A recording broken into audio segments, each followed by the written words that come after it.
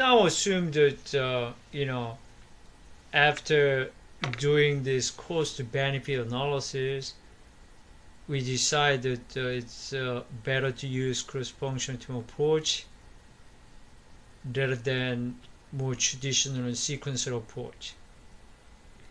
So we decided that the potential benefit outweighs the potential cost, probably because the market uncertainty and technological uncertainty. And then there is implementation issue. We decided it's important to use cross-functional team approach. It's better to use that approach. The first change that must occur is at the cognitive level.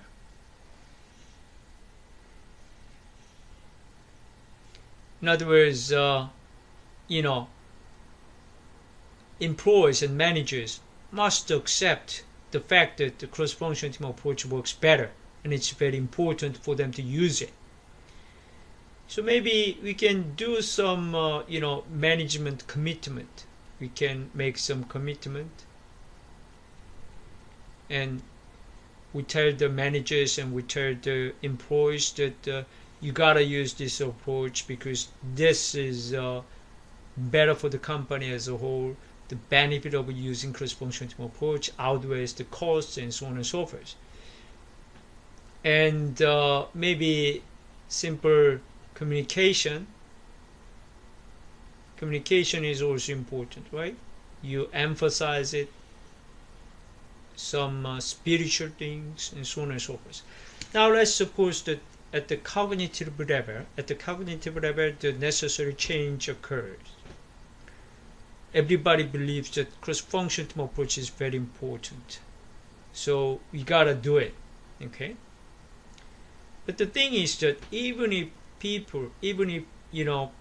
employees and managers believe it is important to cross-functional team approach, there is no guarantee that they actually behave in that way, behave in a consistent way, in a way consistent with their beliefs. So there is sometimes some gap between cognitive level and behavioral level. How we can shift, how we can make a transition, or how we can make sure that employees and managers actually behave that level. In other words, there is actual behavioral change as well. Incentive alignment is very important thing that makes sure that there is effective transition from cognitive level to behavioral level. For example, let's say the current compensation scheme or current incentive scheme looks like this. In other words, your compensation is determined by 80% is determined by individual performance, whereas 20% of your compensation is determined by team. If that is the case, even if people believe that cross-functional team approach is good for the company as a whole, they don't behave in that way because their current compensation or incentive mechanism is not consistent with their belief. Now let's say that how we can transform or transit the cognitive level, cognitive understanding into behavioral thing. We got to change this incentive mechanism. In other words, let's say we wanna change it like this. Now your compensation is determined by your individual performance at 20%. Your individual performance counts for 20%, and 80% of your compensation will be determined by the team, cross-functional team.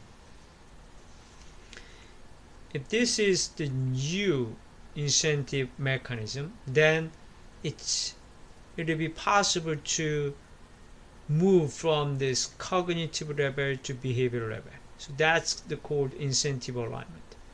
But I don't want to give an impression that I'm only interested in the monetary values. Incentives, there are two different types, right? Implicit incentives and explicit incentives. The money, promotion, and all those carrots or all those inducements, that's explicit. And implicit motivation, it's kind of self-motivation,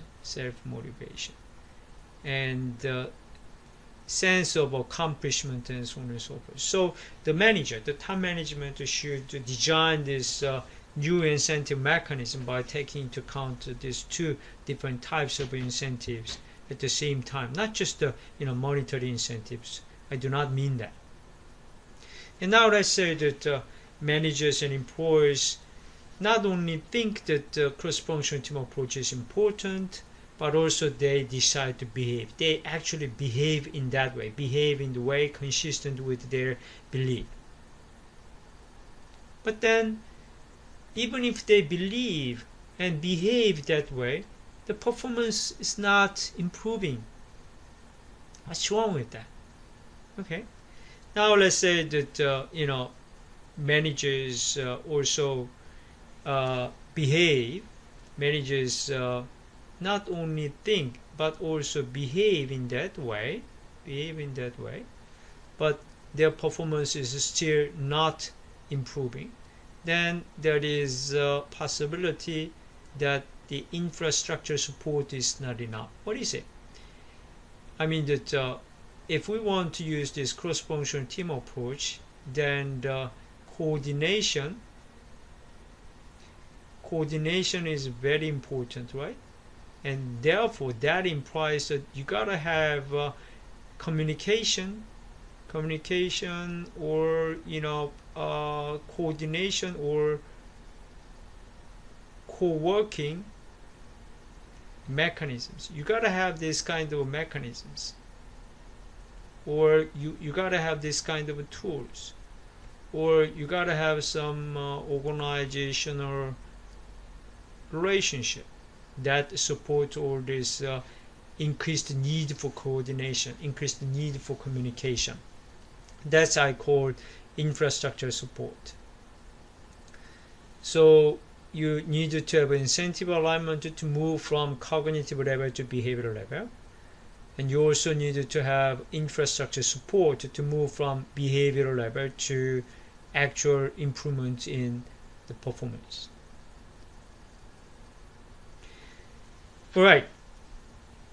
In this lecture, we look at this new product innovation process. We compare the two extreme processes. And as I already mentioned, company rarely choose only one type of process. Sometimes they use both, and sometimes they have their own, mixed version of approaches and so on and so forth. So what is important is that what I emphasized in this lecture is we first need to understand the advantages as well as disadvantages for the pure form, pure traditional, pure sequencer approach, and also I want to compare the system with the pure form cross-functional team approach. So I make a sharp contrast between these two in order to understand what are their characteristics, what are their advantages, what are their disadvantages. And we said that it's not right to say that one approach is always better than the other under all the circumstances, under every circumstance. It's not true. It depends on the technological uncertainty and market uncertainty. Is it high uncertainty and low uncertainty? And we already said that if there is a huge market as well as technological uncertainty, then the benefit using cross-functional team approach outweighs the cost to use cross-functional team approach. Therefore, it's better to use cross-functional team approach. And that's shown by looking at this cost benefit analysis. And then the next question is, once we decide cross-functional team approach benefit outweighs cost, okay, let's now we decided cross-functional team approach is the one we need to use, then what is the implementation strategy? How can you move from cognitive level to behavioral level to performance improvement? And we talked about incentive alignment and infrastructure support. You know why we spend this whole lecture on new product innovation, right? I don't want to look at this supply chain management from purely operational perspective, operational viewpoint. I want to look at the big extended continuum from the concept of new product to the end of the current product life cycle and renewal of product life cycle. So I want to look at the entire link, entire continuum, because I believe that's the best way for us to appreciate the value of supply chain management. In fact, all these lectures I have done so far are big elements in supply chain management. So although I start the lecture titled supply chain management more specifically from next time, right? Next time, lecture 6, 7, 8, I will devote on supply chain management issues very specifically. But all what we have done so far from lecture 1 to lecture 5 are the essential building blocks, essential ingredients for the supply chain management. So what I have done so far are a big part of supply chain management. Okay, we look at this supply chain management SCM structure in our first lecture, and then we done the individual ingredients of supply chain management so far. And then the next time I will focus on the more specifics, more details of supply chain management, how to design supply chain, how to incorporate what we have done in our first part of this whole course into understanding supply chain management.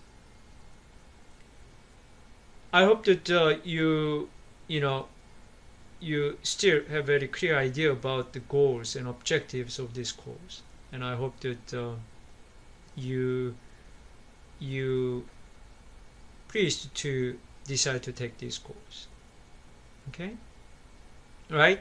So I will see you next time, and we will get into the core of supply chain management next time.